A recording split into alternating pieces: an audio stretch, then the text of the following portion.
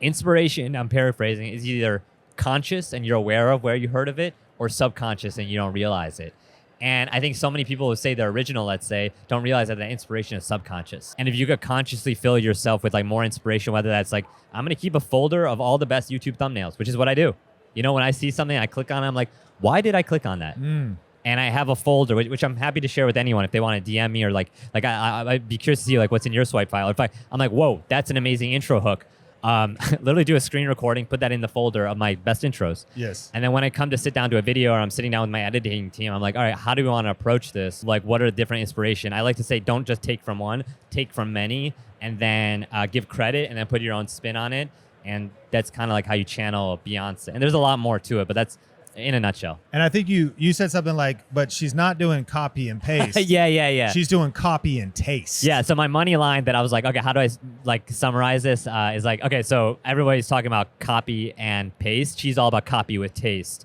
And so copy and paste is like you steal from one source, you give no credit, you don't lift the art, you just like replicate it. Copy with taste is like you share the credit, you adapt from multiple sources, not just one, and you kind of elevate it in a new way and just leave it out in the world for somebody else to copy with taste. So yeah. You know what's kind of funny is there's some critics of like the TikTok and Shorts remix. There's some critics of maybe the React format and how much echoing it can feel like there is on YouTube.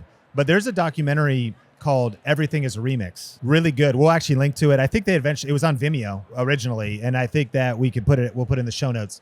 It's very worth your time. But they'll take even people like Quentin Tarantino, and scene from scene of like Kill Bill, they'll show you exact scenes in other films that are just structured the same way. Yeah. Like shot for shot almost. Of course, it's original because it's his own thing in the way he's knit, but he's inspired by cinematography from these other films that were inspiration for him, and it's bringing it into his work. So why maybe things are faster now, and certainly there's some where people are just doing copy and paste and they're not copying with taste.